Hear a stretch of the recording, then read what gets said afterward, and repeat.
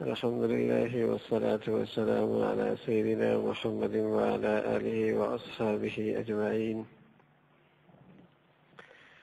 الحمد لله والصلاة والسلام على سيدنا محمد وعلى آله وأصحابه أجمعين. أما بعد فأعوذ بالله من الشيطان الرجيم. بسم الله الرحمن الرحيم. الله ولي الذين آمنوا يخرجهم من الظلمات إلى النور. الله ولي الذين آمنوا يخرجهم من الظلمات إلى النور. صدق الله العظيم. اللهم صل على سيدنا محمد النبي الأمي وعلى آله وأصحابه وسلم. اللهم صل على سيدنا محمد النبي الأمي وعلى آله وأصحابه وسلم. میرے معزز مسلمان بزرگوں اور میرے عزیز نوجوان ساتھیوں، یہ جو قرآن کی میں نے آیت پڑھی ہے نا، ایسا لگتا ہے یہ اللہ نے ابھی اتاری ہے اور یقین جانے ابھی میرے دل میں آئی ہے.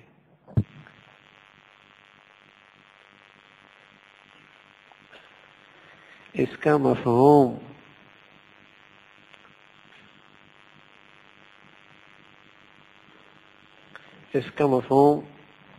کانوں سے سنا نہیں جا رہا، نظروں سے دیکھا بھی جا رہا. اللہ ولی الذین آمنوا، اللہ ایمان والوں سے محبت کرتا ہے، اور اس کے محبت کا انداز کیا ہے؟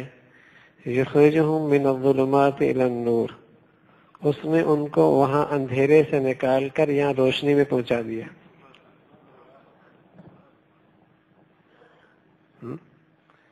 کون کس محفلوں میں ہوگا اور کن حالات میں ہوگا، کس گندگی میں ہوگا اور کس بے حیائی میں ہوگا، اور اس کے ہاتھ میں کیا ہوگا، کس انداز میں ہوگا. لیکن سبحان اللہ، اللہ نے مجھ اور آپ سے محبت کی ہے اور اندھیروں سے لے کر روشنی میں لے آیا ہے.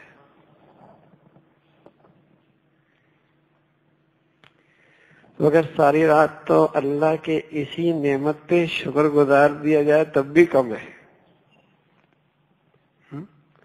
کیا میرا بس چلتا تھا، لیکن نہ جانے کون سی کس کی دعا قبول ہوئی. میرے ابا کی کسی تنہائی کی دعا قبول ہوئی، یا اللہ کو کوئی میری نیکی اچھی لگی کہ وہاں سے اٹھا کے یہاں لے آیا. اللہ ولی، ہم بھی تو انہی جیسے گرم خون رکھنے والے ہیں اور ہڈیوں میں گودا رکھتے ہیں اور دل کے اندر وہ جذبات اور خواہشات رکھتے ہیں، آنکھوں کی چمک رکھتے ہیں اور جیب میں پیسہ رکھتے ہیں، اور ممکن ہے ہاتھوں کے اندر اسلحہ چلانے کی صلاحیت بھی ہو. یہ سب کچھ ہے، لیکن اللہ نے کہاں سے اٹھایا اور کہاں بٹھا دیا. کیسے اللہ نے وہاں سے چن نکالا ہے. جیسے اللہ کہتا نسقیکم مما فی بطونہ من بین فرث ودم لبنا خالصا. میری قدرت دیکھو، میری قدرت کہ بکری کا دودھ، بھینس کا دودھ، گائے کا دودھ کتنے گندے ماحول میں ہوتا ہے. وہاں گوبر بھی ہوتی ہے، وہاں خون بھی ہوتا ہے، وہاں اندر نہ جانے کیا کچھ گندگی ہوتی ہے. لیکن میری قدرت دیکھو کیسے تمہیں صاف شفاف دودھ پلاتا ہوں. نسقیکم مما فی بطونہ من بین فرث ودم لبنا خالصا. اللہ ہے، کتنا باہر گند ہی گند ہے، کتنا گند ہی گند ہے، اور اللہ نے اپنے قدرت سے وہاں سے چن کر یہاں پہنچا دیا ہے. کتنی بڑی نعمت ہے. مجھے تو اب کسی نوجوان سے امید نہیں کہ اس روشنی کے بعد پھر گندگی میں جائے. کوئی جائے گا بھائی؟ نہ. اللہ کی اس نعمت کی بڑی ناقدری ہوگی، اللہ کی اس نعمت کی بڑی ناقدری ہوگی. تو میں بھی یہاں بیٹھا ہی تھا تو یہ آیت فوراً آئی دل میں. یہ قرآن کا اعجاز ہے اور یہ قرآن کا حسن ہے. یہ قرآن کا حسن ہے کہ اس کی ہر آیت ایسی ہوتی ہے بس اوقات لگتا ہے ابھی اترنی تھی اور ابھی اتری ہے. زندہ قرآن زندہ کتاب ہے نا، زندہ کتاب ہے، اور اس کے اندر زندگی ہے. جب اسے پڑھو ایسا لگتا ہے ابھی تازہ آئی ہے، ابھی تازہ آئی. اللہ ولی الذین آمنوا یخرجہم من الظلمات الی النور، یخرجہم من الظلمات الی النور.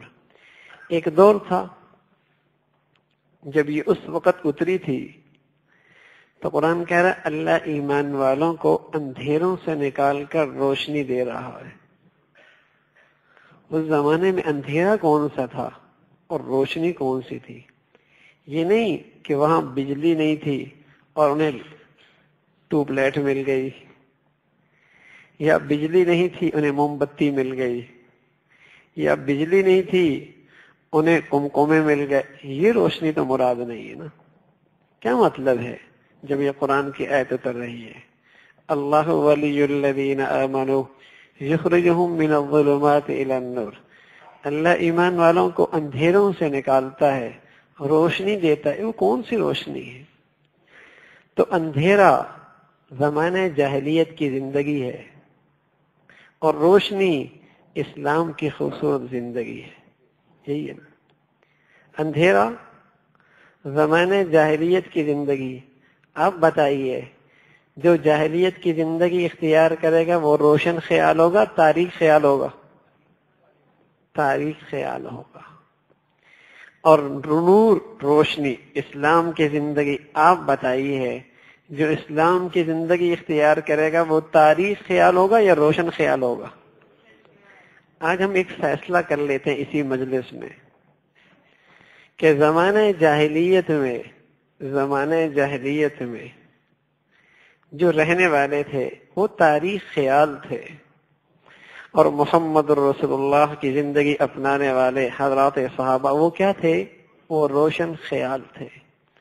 ہم پیچھے تاریخ میں چلے جاتے اس آیت کے پس منظر میں کہ جب یہ آیت اتری تو وہاں جاہلیت کی زندگی میں کیا کچھ ہو رہا تھا کہ قرآن اسے تاریخ دور کہتا ہے اور وہاں کے ماننے والوں کو تاریخ خیال کہتا ہے. اور نئی زندگی کے اندر کیا خوبیاں تھیں کہ قرآن اسے روشن دور کہتا ہے اور ان کی زندگی کو روشن خیال لوگوں کی زندگی کہتا ہے. ہم پیچھے چلے جاتے ہیں تو آج کے زمانے کی زندگی کا آپ کو اندازہ ہوگا کہ تاریخ جاہلیت کی زندگی کہاں ہے اور روشن زندگی کون سی ہے، اور تاریخ خیال کون ہے اور روشن خیال کون ہے. حضور علیہ الصلوۃ والسلام کے زمانے میں جب نبی آئے تو جاہلیت کا دور تھا. وہاں جاہلیت کی زندگی میں ایک بات بہت عام تھی، ان کے یہاں سب سے محبوب جانور کتا ہوا کرتا تھا. کتوں سے بڑی محبت کیا کرتے تھے، کتوں سے بڑی محبت. ان کا محبوب جانور تھا کتا. روشن خیالی کا دور آیا محمد رسول اللہ کا. ایک انصاری حضور علیہ الصلوۃ والسلام اس کا گھر چھوڑتے ہیں، دوسرے انصاری کے گھر جاتے ہیں. یہ کئی دن تک ایسا ہوتا رہا. اس انصاری کو فکر ہوئی کیا بات ہے میرے گھر پہ نبی نہیں آتے، یہاں آتے. اللہ کے رسول نے فرمایا میں اس گھر میں نہیں آتا جس گھر کے اندر کتا ہوا کرتا ہے. تو اس تاریخ خیال کے اندر ایک ادا کیا تھی؟ کتے سے بڑی محبت تھی. اور آج جسے دنیا روشن خیال کہتے ہیں ان کے یہاں کیا ہوتا ہے؟ بچوں سے محبت کوئی نہیں، کتوں سے محبت ہے. بیوی سے محبت کوئی نہیں، کتے سے محبت ہے. دیکھو نا یورپ کے اندر کیا ہو رہا ہے. بیوی کو گھر سے نکال دیں گے، بچوں کو بھی نکال دیں گے، باپ کو بھی نکال دیں گے، کتے کو سنبھال کے رکھیں گے. تو بتائیے یہ دور تاریخی کا ہے یا روشن خیالی کا ہے؟ تاریخ لوگ ہیں یا روشن خیال لوگ ہیں؟ ہاں تاریخ لوگ ہیں. تاریخ قرآن فیصلہ کر رہا اللہ ولی الذین آمنوا یخرجہم من الظلمات الی النور. اس تاریخ زمانے میں، زمانہ جاہلیت میں سود لیا جاتا تھا، سود پہ قرضے دیے جاتے تھے، سود پہ کاروبار کیے جاتے تھے. اب بتائیے حلال کھانا اسلام کا حکم ہے اور تاریخ دور سود کا ہے. آج جتنا زیادہ کوئی سود لیتا ہے کہتا ہے اتنا روشن خیال ہے. کتنی اندھیر نگری ہے، کتنی اندھیر نگری ہے. زمانے جاہلیت میں کتے سے محبت تھی، سود ان کا لین دین تھا، اور تصویر ان کی زندگی کا حصہ تھا. تصویر، بت پرستی، تصویر سازی ان کی زندگی کا حصہ تھا. حضور علیہ الصلوۃ والسلام اپنی دل کی ٹکڑا رکھنے والی پیاری بیٹی حضرت فاطمہ رضی اللہ عنہا سفر سے آئے. فاطمہ کے گھر کے باہر ایک کپڑا لٹکا ہے. حضور اندر نہیں آ رہے. بیٹی آئی، کہا ابا اندر کیوں نہیں آ رہے؟ کہا بیٹی تیرے گھر کے چادر پہ تصویر بنی ہوئی ہے، محمد اس گھر میں نہیں آئے گا صلی اللہ علیہ وسلم. اس لیے کہ روشن دور لے کے آیا میرا نبی. روشن زندگی کے اندر تصویر سازی نہیں، وہاں تصویر سازی ہے. فرمایا یہ نہیں ہو سکتا.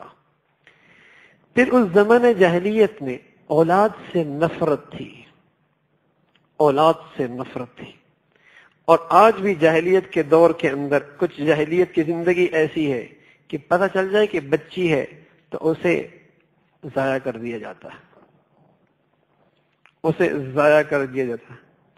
وہ جاہلیت کے زمانے کے اندر ہر آدمی کے ہاتھ میں شراب ہوا کرتی تھی. ہر آدمی کے ہاتھ میں شراب ہوا کرتی تھی. اور بھی جاہلیت کی زندگی گزارنے والوں کے ہاتھوں میں شراب ہے. روشن خیال نہیں، یہ زبان کے بولوں کے دھوکے ہیں. جو جاہلیت کی زندگی تھی، جہاں آج وہ زندگی ہوگی، وہ تاریخ خیال ہے. وہ زمانے جاہلیت کی زندگی اختیار کرنے والے ہیں. روشن خیال کون؟ اللہ ولی الذین آمنوا، جو شراب سے نفرت کرتے ہیں، جو شراب سے نفرت کرتے ہیں. زمانے جاہلیت میں بدکاری تھی، بدکاری تھی. اسلام کی روشنی آئی، اس نے بدکاری کو ختم کیا اور خوبصورت زندگی دی، نکاح کی زندگی دے دی، نکاح کی زندگی دے دی.